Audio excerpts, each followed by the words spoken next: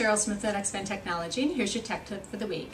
This week we're going to discuss PowerPoint presentations like we did last week. Last week we touched base on some key issues to consider when making a PowerPoint presentation. This week I'm actually going to show you some of the great features that are in PowerPoint.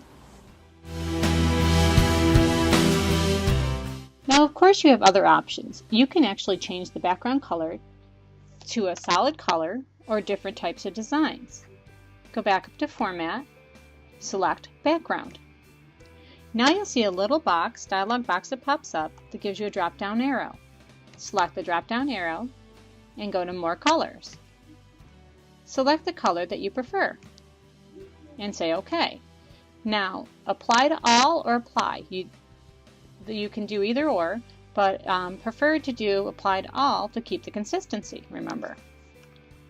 Now you see that you have a plain solid blue background and you can add any type of text or pictures or anything you'd like to that.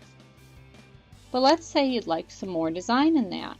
Select Format Background, do the drop down arrow, and go to Fill Effects. Here you have some choices.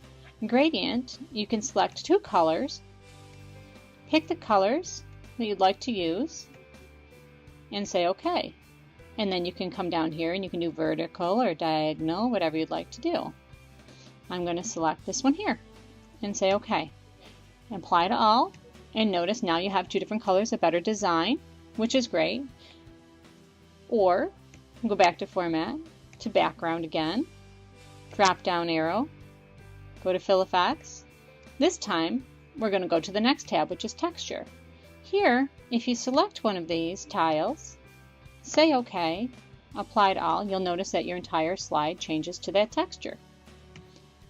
Another option, same way, Format Background, drop down arrow, Fill Effects, and go to Pattern.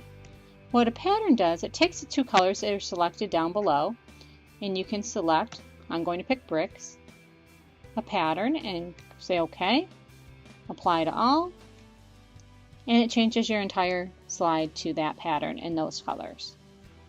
Now the one last thing I'd like to show you about the background is that you can also use a picture. Go down to Fill Effects and go to the last tab, which is Picture. Select the picture from your pictures in your file. I'm going to pick my puppy. I'm going to insert it, say OK, apply to all, and now the puppy's background is the background to all of the slides.